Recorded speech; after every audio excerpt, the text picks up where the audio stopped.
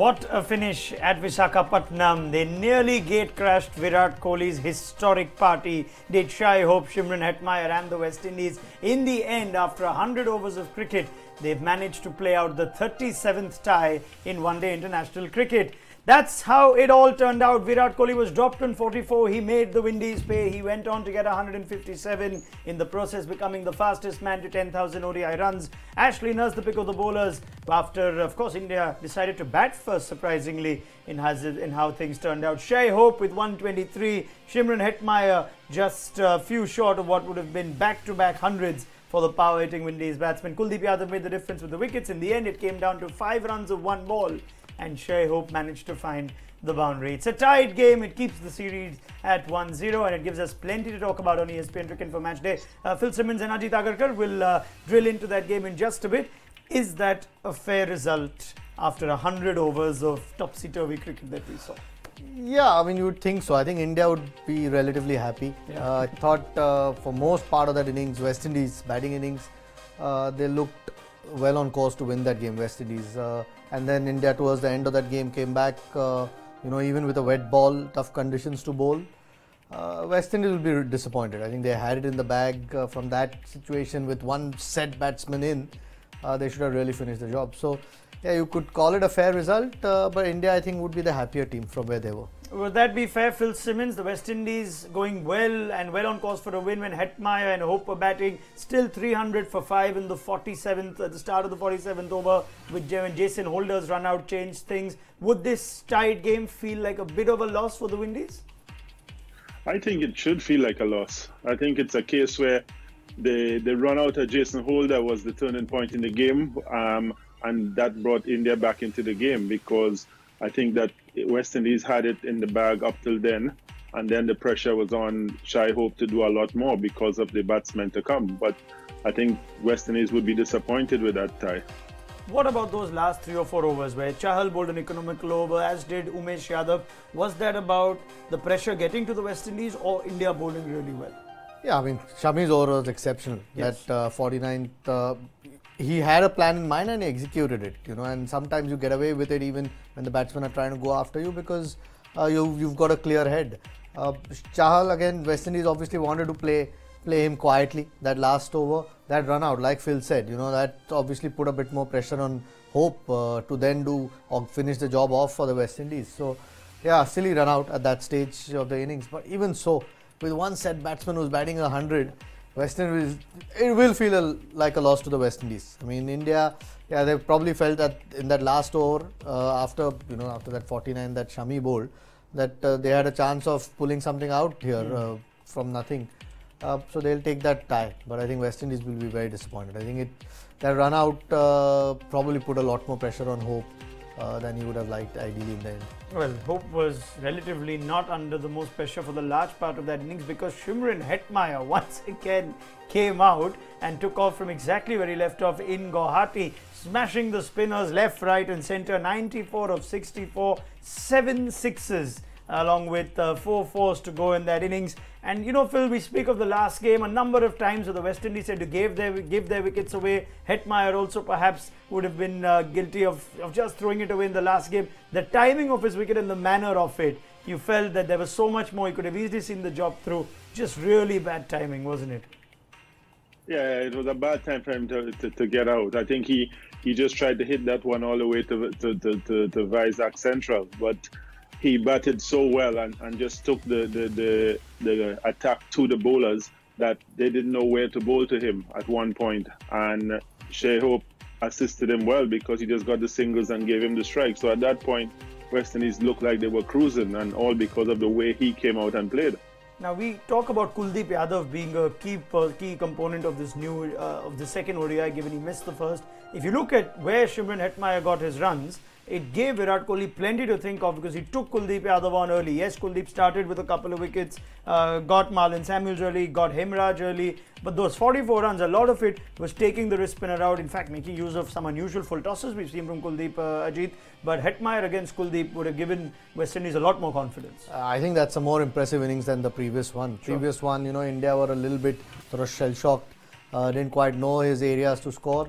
This one, in spite of knowing, and really sensible innings. Not just scoring quickly, but playing perfectly. Even the ball that he got out, I mean, those were the shots that he's already played. So you can excuse him for that. I mean, he had 7 sixes at one point and one boundary for a large part of the innings. No, incredible. Someone who can read Kuldeep, he struggled against him in the test matches when he tried to go after him. He's obviously learned from it, and the kind of power that he has on these small grounds.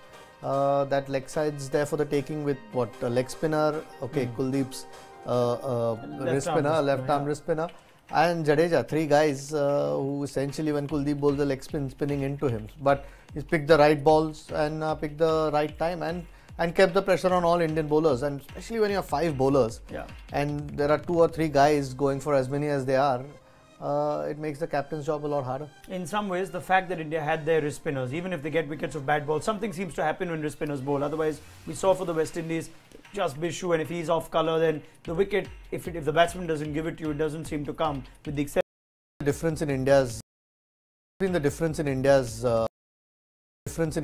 one-day cricket. Okay, they're missing Bumrah, who's their trump card in most conditions under enormous pressure. But the wrist spinner in the middle of the innings, that's the difference. I mean, that's why they've been preferred over Ravichandran Ashwin or a Jadeja, who've otherwise been excellent for India.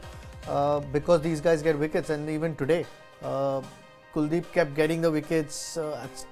Probably the only guy for most part of the innings looked like getting a wicket every time he landed the ball. Obviously, with the dew around, it was a lot tougher, and those, like you mentioned, those unusual full tosses, we don't see that from him.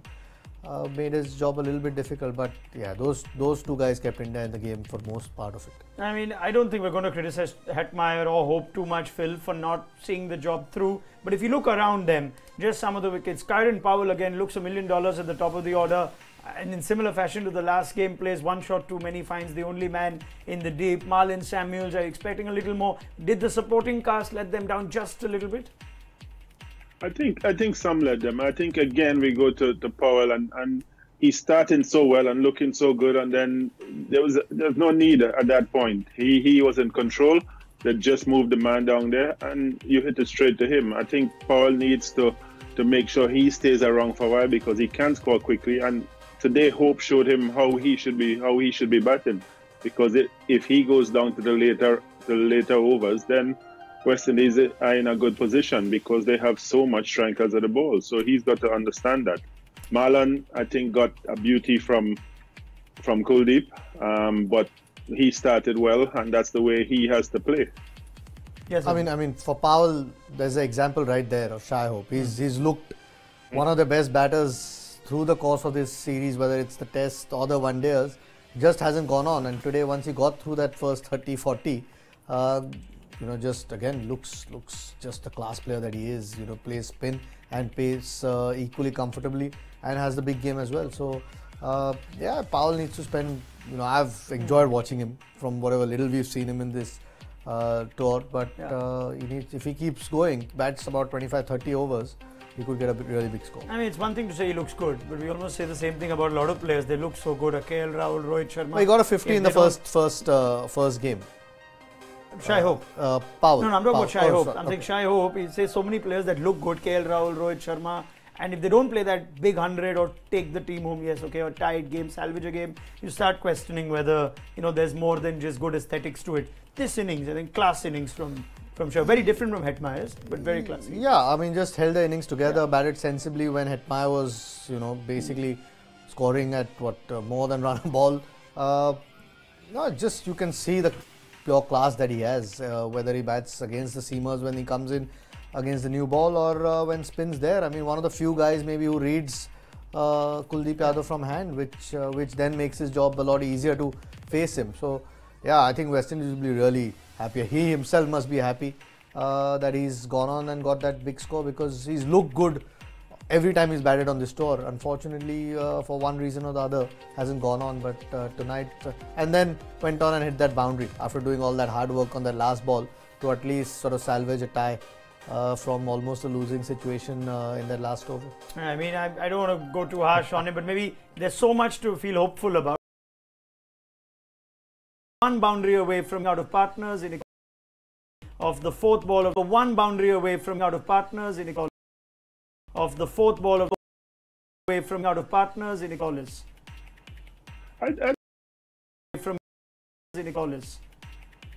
I think it's a. I think it's a bit of everything. I think it's a bit of everything, especially after the run out of Jason Holder. He must have been thinking, well, look, I'm the only one to do it here, and got a little more cautious than he was at any other time in his inning, and missed out on a few balls which he could have done the same thing he did in the last ball. So I think it's a little bit of the run out that got to him and got him a little bit tense in the latter stages there. But other than that, he was brilliant. So that run out maybe shook him up a little bit. A bit of credit to the bowlers as well. Yes. You know, those last 3 overs were really good. I mean, okay, Umesh gave that last ball went for a boundary, but even that, the execution was all right. There was a fielder put there for a wide Yorker. There were 4 leg byes in there that were unfair. Yeah, it was a really good Yorker as well. So one of those things happen in a one-day game. Sure.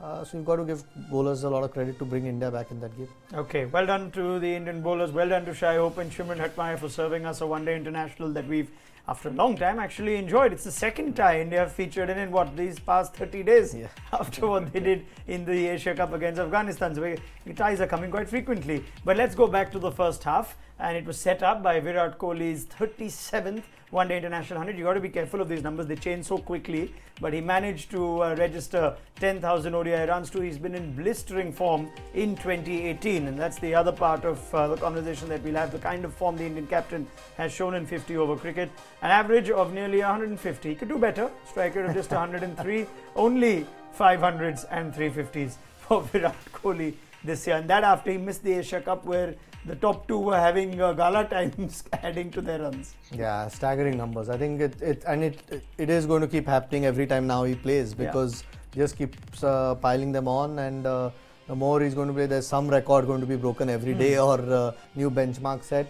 Just the consistency is staggering after so many years, and the intensity that he plays at, the running between wickets today in the heat. All those sorts of things are great examples for any youngster watching. Well, if there is a question I'd raise off Kohli at the end of this, after 320 runs have been nearly chased, did he get it wrong at the toss? I think so. I was a little bit surprised, but I'm sure don't account for the due really. Yeah. You try and make the best decision at the toss. Maybe he wanted an interesting game. Who knows? It gave West Indies their best chance, because if West Indies had batted first, and you never know how it would have panned out, but if even a 350 score in those conditions might have been difficult for West Indies to defend if Indian batting got going. So, yeah, but I think he'd probably look at it and think about the next time he wins the toss, whether they need to bat first against this West Indian lineup. Yeah, that's the point I'm trying to take to you too, Phil, that it looked like the chase was easy. At no point did they seem like the bowlers were troubling them or the wicket was coming. In hindsight, do you think it was a bit of a surprise that Virat Kohli decided to bat first? I think when you hear everything they've said, I think the look at the wicket was taken into consideration, and they thought the wicket would have gotten a little bit slower and lower, which would have suited the spinners more. And I think that might be added to the reason for batting first. But I think in this case it backfired a little bit, and it's only down to the seamers in the end there that saved them. But it to me it wasn't the right decision. But at the same time, you don't know the exact reason and the conditions there. All right. Let's move our attention to the third one-day international, just a couple of days off for both teams, and then the action moves to Pune. Now, we've seen enough of both these teams to make some firm calls. Now, we've seen these young West Indies batsmen as well as bowlers. Let's start from India's point of view. Is there still a bit of a problem with the balance of this team? They left out Khalil, they brought in Kuldeep Yadav. Are there still some question marks? Yeah, no doubt about it. To me, I think 3 spinners is a real luxury, unless, I mean, today, okay, the dew came in, otherwise we might have a different story if the ball had gripped the surface. But it's always going to be tricky with Jadeja if the ball doesn't spin. Again, he bowled okay today, gave less than 50 runs, but it's the wickets. When you don't pick wickets in the middle of the innings, it just makes job of the other, and you're playing with 5 bowlers. In today's scenario, with the way the field restrictions are and the two white balls, it's just so hard if you don't have a 6 bowler, even if to give you 2 or 3 overs on a particular night, because there's going to be one guy who's going to have a tough night. this team was picked for the first 2 games, so Yes. there might be some changes. So we might see an all-rounder or someone who can, at least bat and bowl a little bit, added to the squad. Because at the moment, 5 bowlers is a big risk, and 3 spinners in those 5 bowlers, unless the pitch really spins, is an even big risk. Yeah, it seems like the West Indies are also just trying to figure out what's their perfect balance. Phil, we've seen 2 ODIs now. They want to win the one at Pune to claw back into the series. We've seen O'Shane Thomas, we've seen Obed Mackay, we've seen the young batsmen too. Is there a case to bring in someone else? A Fabian Allen? Ashley Nurse has probably bowled as well as he has in that second ODI. Thoughts on any personnel changes that you'd like to see the Windies make? The only thing that you can look at there is Bishu, because I think Bishu needs to step up a little bit more and do what Kuldeep came in and did today, and try and get wickets in the middle. That's a big part of 50 over cricket now. The pressure is on him to do that. Other than that, I don't see them making any other change, because I think today McCoy came in and did really well in his first ODI. Kemar Roach bowled well.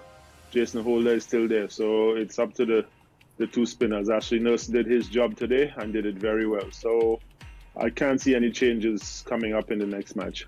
All right, 642 runs and still nothing to separate the 2 teams. Virat Kohli etching himself in the history books one more time. Many thanks, Phil Simmons, for joining us. Get your thoughts ahead of the 3rd ODI in Pune. Ajit Agarkar, your thoughts as well. Always a pleasure having you on ESPN Cricinfo Match Day.